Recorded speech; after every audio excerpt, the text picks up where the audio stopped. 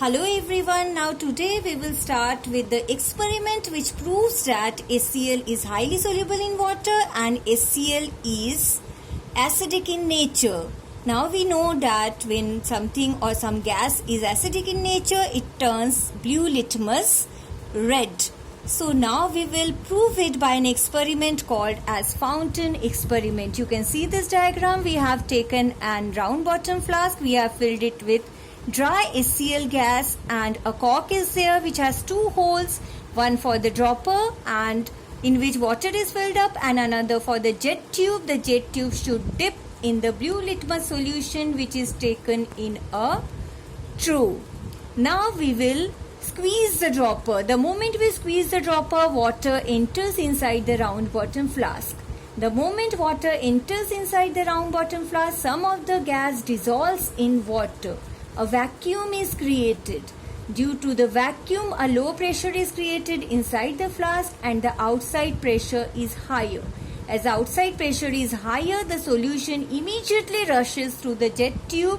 It comes up in the round bottom flask and it comes out in the form of red color fountain. This experiment proves that HCl gas is highly soluble in water. And the red color fountain proves that HCl is acidic in nature. Hello everyone, today we will start with the preparation of hydrochloric acid. We have already learned the preparation of hydrogen chloride gas. Now we know that this is the pipe through which hydrogen chloride gas is passed, and now we need to prepare the hydrochloric acid. When the gas dissolves in water, it will form hydrochloric acid. Now in the laboratory preparation, through a tube HCl gas is passing and it passes in the water, dissolves in water and it forms hydrochloric acid.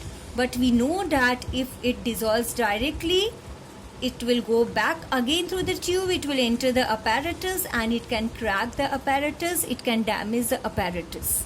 So something we need to do in order to avoid this breakage of the apparatus due to the back suction of the HCl gas. Why there is a back suction of the HCl gas?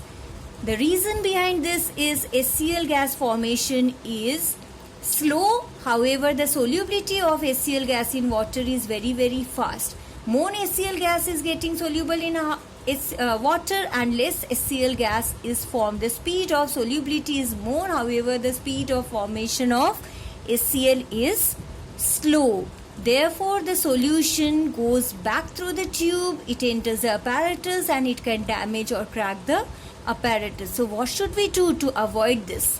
We need a special arrangement called as inverted funnel arrangement. This special funnel arrangement is called as inverted funnel arrangement. The tube through which HCl gas is passed, a funnel is attached to that and this funnel is just touching the tip of the water. It is just touching the surface of the water. You all can see.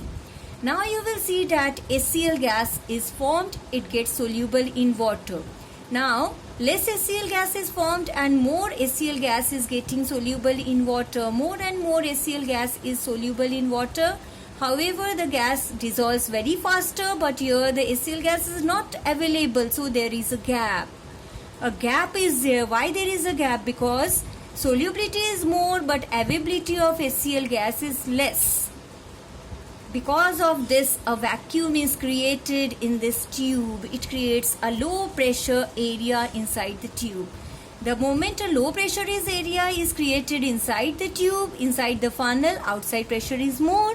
So we know when the outside pressure is more, inside pressure is less, the outside liquid will go up. It is sucked up in the tube. It goes up. Just like in the fountain experiment, the outside liquid will go up because the outside pressure is more. It will go up in the funnel. Now when it will go up, you know that some water will rise up in the funnel. When this water rises up in the funnel, the level of water comes down. You all can see the level of water comes down over here. So there is an air gap.